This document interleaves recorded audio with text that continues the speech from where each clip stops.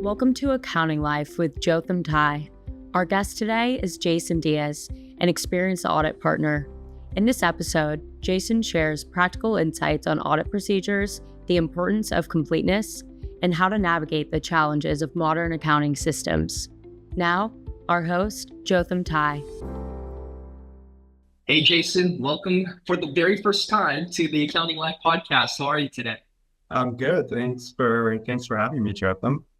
Well, I have a very exciting topic for you for this episode, and it is accruals and specifically what happens in audit. So maybe for the audience sake, and kind of just give a tee up, like obviously accruals is a typical audit procedure. We, on the accounting side and the industry side, know that it's not easy. We have a lot of entries to book in a short period of time, and accruals at the end of the day are estimates, right? So it's not easy. You've got like Macy's on the news. I think that's well covered. So I thought we would bring you in to just kind of get the peek behind the curtains on how auditors go about testing accruals. And, maybe this is valuable for our audience to give them a little bit more insight about, the evaluation process and the testing process. Right. Yeah. I think so. Accruals is always an area that's interesting to look at. I think there's, various things that we look at from an overall audit perspective. Obviously, if there's major vendor accruals or anything from a vendor perspective that is significant, we generally will look at that, right? And so don't see it very often, but sometimes you see situations where you have a vendor contract or something that's large that has frequent payments, and we start to see that, services have been incurred, but nothing's been accrued. So that's an audit procedure that we generally look at. I would say the biggest audit procedure we generally do is looking at subsequent payments. And so, if you made a payment after year end to a vendor, getting that invoice and seeing that, services were incurred in the period that we're auditing, then generally we wouldn't expect that an accrual is booked. And sometimes we see that it's not, and that kind of leads to other items that come up as part of the audit process that we have to do. But that's generally kind of our audit substantive procedure when we go in and audit is looking at subsequent payments. And then any large vendor contracts we generally look at as well, just to make sure that there's nothing there that should be accrued that isn't. Yeah, well, I want to touch on 2 points there. One is, I can't help, as you described that, to think about my early years in accounting. Some of us come from an audit background. Obviously, you're in audit, but the subsequent payment test is one of the first things that we do, right, as junior auditors. So I remember that very fondly, and going through and asking for a listing of payments for a certain time period.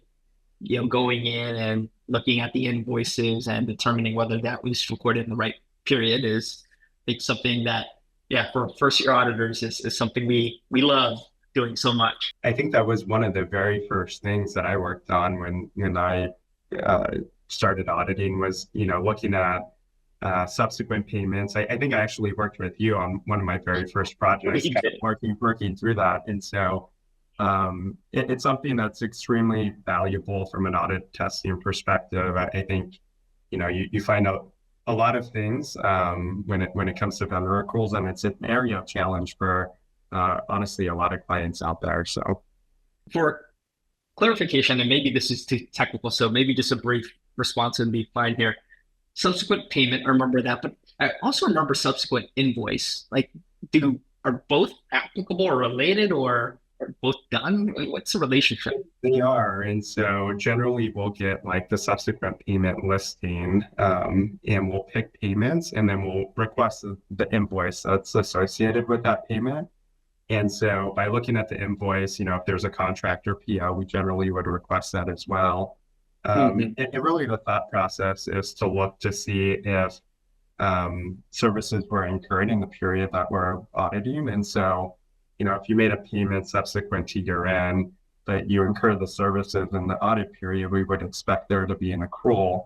And so that's really what we're checking for. It's really from a completeness perspective to make sure that the liability is complete and that you've accrued everything that you should. That's completeness, the C in CAVR or the C in CVOP depending That's on the right. convention that you use. We are geeking out audit style here.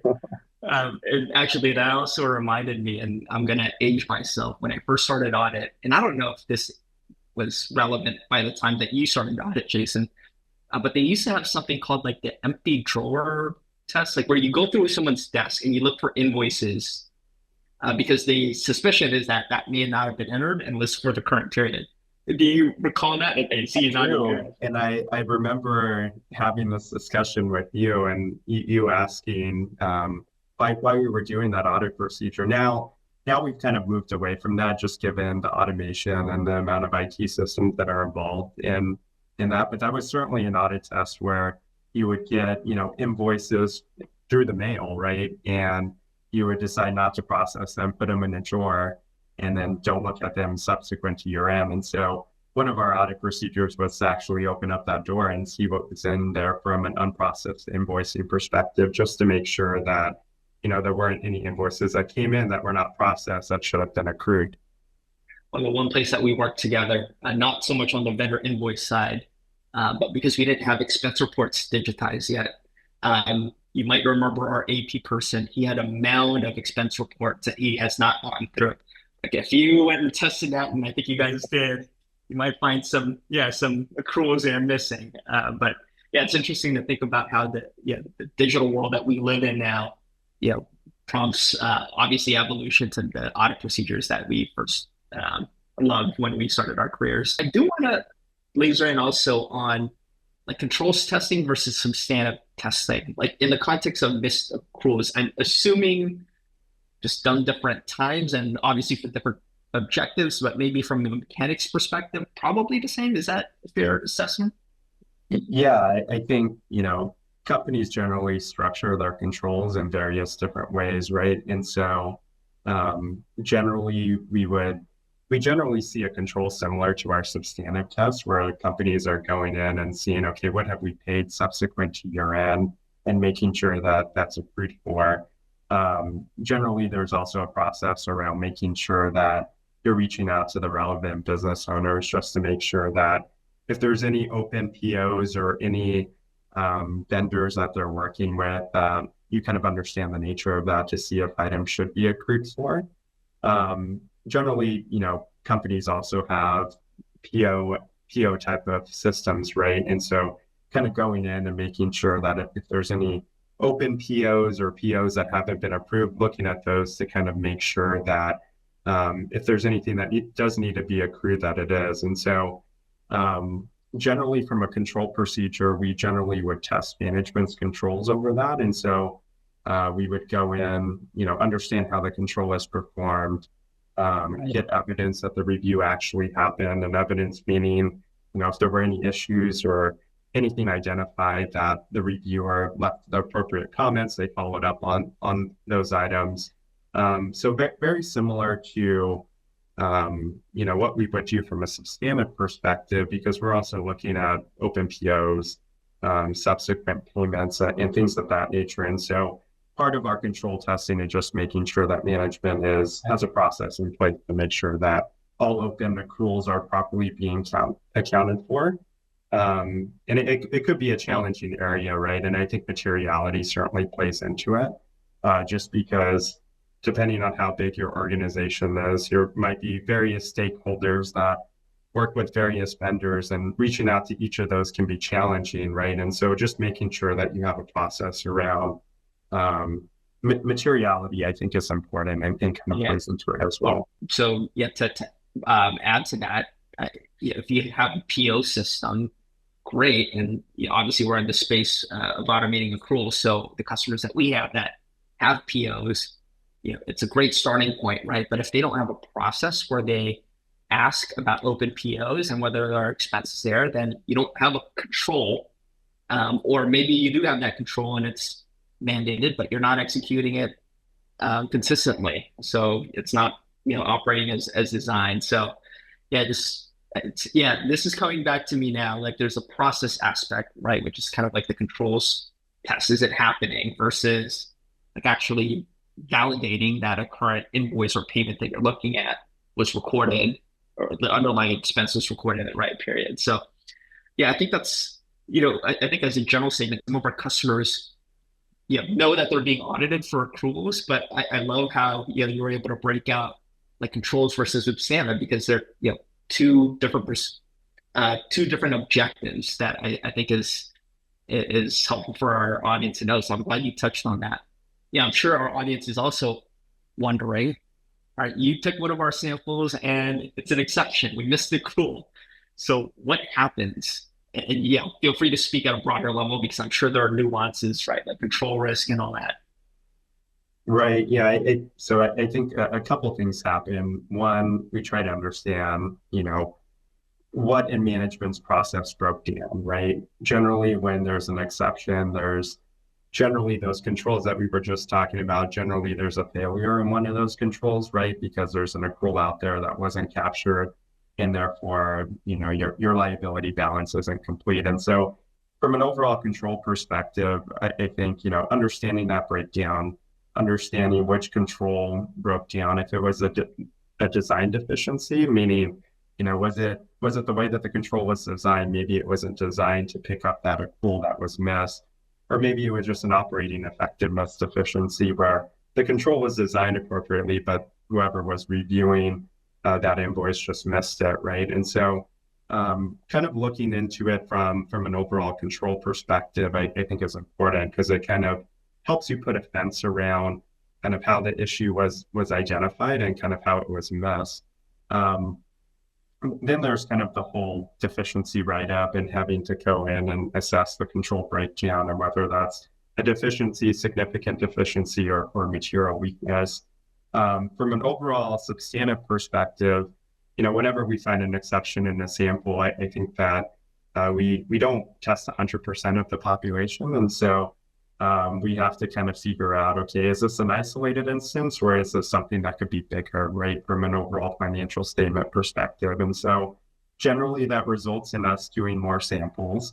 I think I've worked on with some companies that are able to isolate it, put together an assessment and say, hey, we really believe the exposure just isolated to maybe a specific group or a specific type of invoices, right? And so we would work with the company to understand kind of their assessment and audit that assessment to make sure that we're comfortable with it. But generally speaking, I would say from both a control and substantive perspective, generally when there's a sample that's identified that was missed, it would generally require us to do additional procedures from a control and substantive perspective just to get comfortable that we don't have a bigger control impact or a bigger financial statement impact as well. And Jason, to confirm, you have to do both assessments, right? Like with each accrual miss, you have to evaluate it from a controls perspective and obviously from a substantive like testing perspective, right? Like there's no situation where you would just do substantive. Like, there's always a control aspect. Yeah, certainly. I think you kind of have to look at them separately. In terms of figuring out, okay, well, if there's a missed invoice, generally that's an indication of a control deficiency. Not all of the time. I mean, there sometimes are instances where we might pick an instance of an invoice that is never reviewed by management because they've set certain thresholds in their controls. And so not all errors are indicative of a control deficiency because management has the latitude to set certain thresholds and things of that nature. But generally, whenever there's an exception, you would generally expect there to be an associated deficiency. And so you would kind of have to evaluate both of those separately. That's an important distinction. So when there's a missed accrual from a controls perspective, you have to evaluate and understand it, as you mentioned, that there's maybe a likelihood or some chance that it is not a deficiency, because if management says, oh, that's below threshold or PO review threshold, then that would be a reason for it. But you either way have to understand it. So yeah, it sounds like there's work to be done there that I think people don't appreciate. I think people, at least, on the industry side, we're just thinking about you guys giving us like 60 more samples and not being able to go out with our friends for beer now tonight. But yeah, there's so much work that has to be done, and it's fair, right? Because it poses questions about the completeness of financials when missed accruals happen. And so I want to ask, what is the most samples that you've tested for accruals specifically? Has it reached like 500? It cannot reach 500. No, not 500. I think, the most that I can think of is probably close to 50 or so samples. And so, I've seen situation where we initially make our samples, we identify a missed accrual, we expand our sample size, and then we find more errors along the way. And so I think generally when that happens, it makes sense for all of the parties involved to take a step back and really understand, okay, why do we keep on finding exceptions? Because that's usually indicative of a process breakdown, right? And so I think we can continue making samples and continue to find exceptions, but I think what's more meaningful is to really understand what in the process broke down so that we can really hone in on what we think the exposure is. And so versus just spinning the wheel and hoping you pick the right one. Right? Exactly. That makes a lot of sense. Like partnering together and collaborating between auditor and client on just understanding what each exception means potentially from a broader process breakdown perspective will save you from having to just pick more samples and maybe getting to the same conclusion anyway. Right, exactly. And so, I think it's more meaningful to kind of step back and just think about, okay, well, what in the process really broke down? And when you truly understand that, you'll be amazed at what you find. You start to hone in and on maybe a specific individual, a specific group, a specific vendor potentially. And so that really helps isolate the instance versus, continuing to pick maybe samples that are not of an issue. And so, yeah, you'll be amazed to kind of figure out, as soon as you figure out kind of what process breakdown there was, it makes it a lot easier to kind of assess the financial statement impact. I hate to put you on the spot here, but I'm pretty sure I know the answer to this. When you're auditing my team back in the day, you never had to deal with any of that. Our financials were pristine. Our documentation was solid. So yeah, I'm pretty sure that was, those concepts that you shared are foreign to me because we never that never happened. That never happened when we worked together, Jotham. Maybe, round 13 trial balances, right. But never around accruals. Yeah, never. Before we wrap up here, Jason, this has been a good conversation that I think, again, provides a lot of value to our audience and specifically Amplify's customers too. I did want to leave with just a trend that we're seeing in the market, particularly with SaaS, the emergence of consumption-based models. So, platforms like Amplify, maybe not selling on a traditional platform fee, annual fee model, but some level of usage, which we're not doing by the way here at Amplify, but a lot of SaaS tools are building like some metering. I'm just thinking to myself, like from an accruals perspective, like gosh, like some of these tools that you're now using as a company, the expense is not as predictable, right? Since it's not just a subscription expense, now you have a usage component. Actually, the company that we were partnering with had a pretty large consumption-based component too. So, maybe from a process or audit procedure perspective, I'm guessing not too much changes in terms of like how you would find those types of issues, or do you see anything that may change in the way that you guys audit this type of expense specifically, or does it kind of just fit the classic model of an expense? Yeah, I would say the way of auditing probably doesn't change, but when you think about controls and processes around kind of those consumption-based models, I think it becomes a little bit more complicated, right? From like, how do you track consumption? Are there any new IT systems involved? And are those in scope from an audit perspective? And so I generally see some type of change in management's controls when it comes to consumption-based models, just to understand how that information is tracked, if it's tracked by a system. Is it a new system that was outside of management scope? Is it maybe a system that wasn't in their scope, but just kind of understanding that process a little bit better. And to your point, the expense no longer is as predictable, right? So it's harder to predict the accrual balance on a monthly basis because you might be consuming a lot in one month and then very little in the next month. And so those trends look not as predictable, right? And so, But yeah, from an overall audit perspective, I think the procedures are essentially identical, with the one change being, if we were to select one of those invoices, just kind of understanding and getting support to substantiate that consumption model.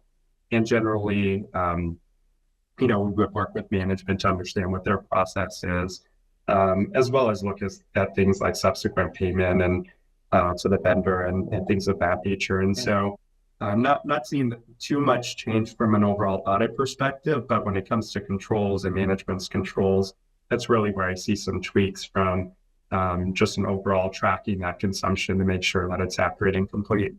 Yeah, just understanding the nature of that transaction. You pointed out something earlier that I think is key too, to the extent that automation is driving those numbers, like understanding, of course, the nature of that automation itself. I would imagine is something that an auditor would have to understand.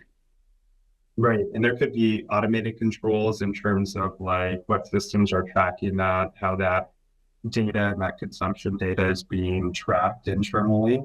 And so kind of understanding all of that to better understand management's controls. Well, I don't get an opportunity to say this and wrap up like this often because most of our podcast episodes are not about accruals. This is actually one of the few episodes that we've done purely on accruals, even though we're an accrual management platform. But, I was going to, the tee up is too long. I was going to say, it's a accrual world. That's it's so lame, but I have to throw it out there. I think we're going to lose some viewers because of that. I love it. Got to wrap up with a corny accounting joke. Right. Jason, thanks so much for your time. This was really enlightening, and hopefully you come back for another episode soon. Yeah, thanks for having me. Thanks for stopping by. We hope you've enjoyed this episode. If you want more information, please check us out at gapify.com, and we'll see you next time. Bye, everyone.